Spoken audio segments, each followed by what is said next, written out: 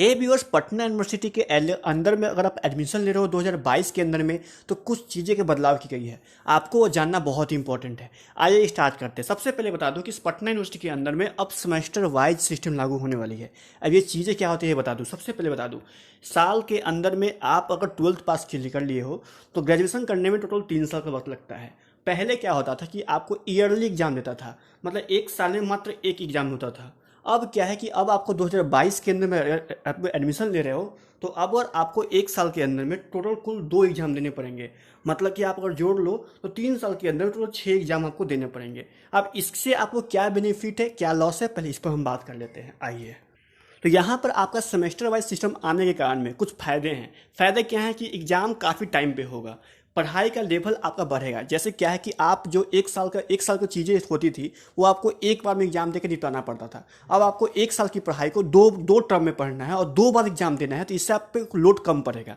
आपके पास चॉइस ज़्यादा होंगे। जी हाँ, आपको यहाँ पर सिस्टम या फिर क्रेडिट या फिर डिप्लोमा जो कोर्स आप करते हो, बहुत सारे ऐसे कोर्स जो आप करते हो उसमें चॉइस आपको ज़्यादा मिलेगी चूज़ करने का। आपको ऑफर ज़्यादा मिलेगी, संभालने का मौका ज़्यादा है, क्योंकि आपको जो टाइम ज़्यादा मिलेगा इसके अंदर में, तो संभालने का मौका भी आपको ज़्यादा मिलेगा। अब बात करते हैं हिंदुस्तान के ऊपर में, तो सबसे पहले परेशानी ज़्यादा होगी। क्या होगी परेशानी बता दो कि साल के अंदर में आपको 2 बार एग्जाम फॉर्म भरना पड़ेगा, क्योंकि 2 बार एग्जाम हो रही है। 2 बार आपका एडमिट कार्ड आएगा, 2 बार आपको कॉलेज जाना पड़ेगा। साथ ही साथ पहले आप पूरे एक साल के अंदर में सिर्फ 17 से 18 दिन बिजी रहते थे आपको एग्जाम के टाइम टर्म में। अब आपको ये 2 गुना बढ़ जाएगा।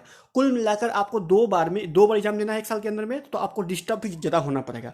आपको पेपर थोड़ा ज़्यादा लिखनी पड़ेगी, ज़्यादा कोर्स का एग्जाम देना पड़ेगा, तो परेशानी आपको ज़्यादा होगी। फी की बढ़ोतरी, जी हाँ, आपको सेमेस्टर वाइज अगर फी अगर लागू होगा तो आपको हर साल में 2 बार एग्जाम फॉर्म भरना पड़ेगा। 2 बार आपकी एडमिट कार्ड का पेमेंट करना पड़ेगा। 2 सेमेस्टर में आपको एडमिशन लेना पड़ेगा, जिस कारण से आपको लफड़ा भी ज़्यादा फंसेगा और आपको फी भी बढ़ेगा, टाइम कम मिलेगा। जी हाँ दोस्तों, आपको पता है टाइम कम मिलेगा, तो आप ये चीज़ें समझ गए। अब आते हैं, देखो पटना यूनिवर्सिटी के अंदर में कुछ चीज़ें और चेंज की जो आपको समझना बहुत इंपॉर्टेंट है इंट्रेंस के थ्रू में। आप पहले वो समझते हैं।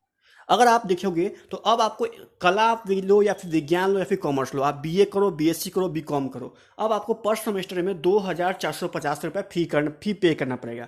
अब ये 2,450 आपसे क्यों ले रही है, उसका रीज़न यहाँ पर ये दिया हुआ है कि आपका यहाँ पर सेंट्रल लाइब्रेरी, कॉलेज लाइब्रेरी, बिजली बिल, परिचय पत्र शुल्क, अनिश्चित शुल्क, पार्किंग, लाइब्रेरी आप यूज करो या फिर नहीं करो, लेकिन फिर भी सब पेमेंट जोड़ कर आपसे पैसा लेगा। तो आप यहाँ पूरा लिस्ट देखो, ये पूरा पैसा जो है टोटल कुल मिलाकर 2,450 रुपये आपको टोटल कुल मिलाकर देना पड़ता है। अब उसके अलावा मैं बता दूं, अगर आप एक कोर्स के अंदर प्रैक्टिकल, जैसे कि आप केमिस्ट्री ऑनर्स करते हो, फिजिक्स ऑनर्स करते हो, उसमें प्रैक्टिकल एग्जाम होता है आपका एक्स्ट्रा, तो उसके अंदर में 600 रुपया प्लस आप जोड़ लो, मतलब 3,050 रुपया आपको लगेगा यहाँ पर प्रैक्टिकल वाले कोर्स के अंदर में। और नॉर्मल कोर्स में 2,450 रुपया आपको देना पड़ेगा। अर्थात सिर्फ आप बीए करने के लिए पटना यूनिवर्सिटी के अंदर में 9,008 रुपया खर्च करते हो विदाउट प्रैक्टिकल वाले कोर्स के अंदर में। अब जिसके अंदर में अगर आप प्रैक्टिकल अगर है तो वो आपको 12,000 रुपया खर्च करना पड़ेगा 3 साल के अंदर में। टोटल आपको यहाँ पर इतने पैसा सिर्फ आपको लगेगा। यहाँ बीए करो, बीएससी करो या बीकॉम करो, मैंने आपको जोड़ के यहाँ बता दिया। यहाँ पर टोटल इतना पैसा आपको रखना पड़ेगा, प्लस में हॉस्टल चार्ज, ये तो अलग है आपको। तो आप ये चीज़ समझ में अच्छी तरह से। इसके अलावा दोस्तों आपको यहाँ पर फर्स्ट सेमेस्टर के अंदर में 1,000 रुपया और एक्स्ट्रा आपको लेके जाना पड़ेगा। एडमिशन फी आपको एक्स्ट्रा लगेगा, ट्यूशन फीस एक्स्ट्रा लगेगा, एकलव्य और तरंग अतिरिक्त, मतलब कुल मिलाकर आपको फर्स्ट सेमेस्टर के अंदर में 3,450 रुपया खर्च करना पड़ेगा सिर्फ फर्स्ट सेमेस्टर के अंदर में। बाकी सेमेस्टर में आपको 2,450 रुपये हो गया।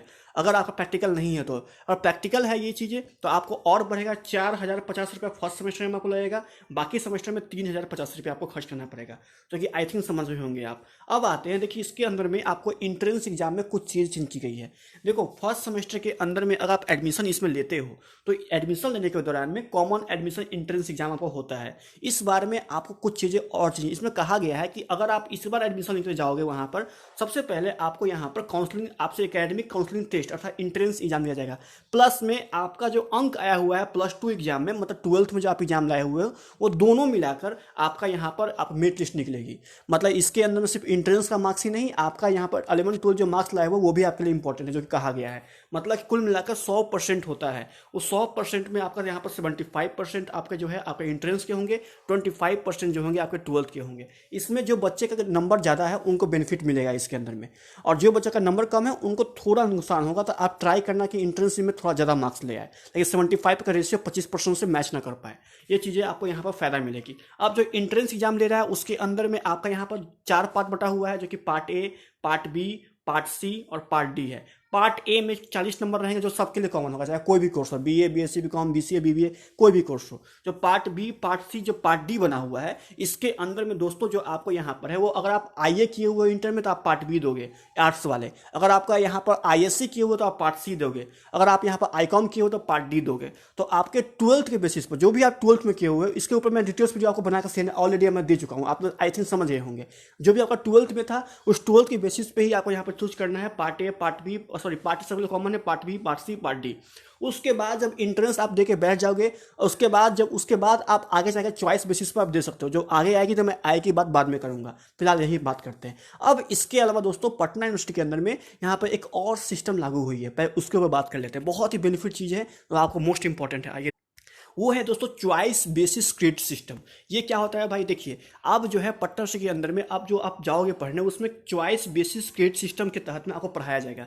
बता दूं मैं, पटना वुमेंस कॉलेज में ये चीज़ें हैं वो आपको ऑल 2018 से लागू हुआ है। आपको 2018 जो आपको हुआ था पटना वुमेंस कॉलेज में, तभी से चॉइस बेसिस क्रेडिट सिस्टम लागू है ऑलरेडी। और वहाँ पर सेमेस्टर वाइज सिस्टम वहाँ पर हर एग्जाम सेमेस्टर वाइज सिस्टम में होती ही होती है।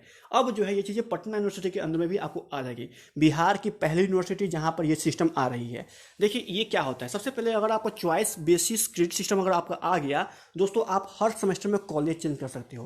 यूनिवर्सिटी आपका सेम रहेगा, लेकिन आप चाहे तो कॉलेज चेंज कर सकते हो। जी हाँ, मैं आपको एक सेमेस्टर के बाद चाहे तो आप आराम से कोई भी कॉलेज में जा सकते हो। वो कॉलेज में यूनिवर्सिटी से, जैसे कि अगर आप बीएन कॉलेज में एडमिशन ले रहे हो, ठीक है, बीएन कॉलेज के अंदर में फर्स्ट सेमेस्टर, आप सेकेंड सेमेस्टर पटना कॉलेज से कर लो, थर्ड सेमेस्टर कहीं और से कर लो, जो चीज़ें तो यहाँ पर आप देख सकते हो कि जो कि एक सेमेस्टर के बाद में आप चाहे तो कॉलेज चेंज कर सकते हो, यूनिवर्सिटी चेंज नहीं, लेकिन कॉलेज चेंज कर सकते हो कि आपको पढ़ने का ज़्यादा मौका मिलेगा। ये चीज़ें अच्छी है। इसके अलावा बता दूं यहाँ पर एक क्रेडिट के लिए 10 घंटे तक की पढ़ाई होगी और एक पेपर के लिए 6 क्रेडिट आपको मिलेगा। ये सिस्टम अगर आप मुझसे कमेंट करते हो नीचे, ये चीज़ें है क्या, ये क्रेडिट क्या होता है, ये एक पेपर के लिए 6 क्रेडिट क्या होता है, ये 10 घंटे क्यों मिलता है, इसके लिए मैं आपको डिटेल्स समझा सकता हूँ। आप और कमेंट करोगे, आपको कमेंट की संख्या अगर ज़्यादा होगी तो मैं आपको credit system, what is credit system, what is CBSE pattern, ये सब पैटर्न आपको अच्छे से समझा के किसी एक वीडियो में समझा सकता हूँ। फिलहाल आप इतना समझ जाओ कि यहाँ पर जो पैटर्न लागू होने वाली है वो क्रेडिट सिस्टम के तहत में लागू होने वाली है, जिसमें आपको बेनिफिट मिलेगा।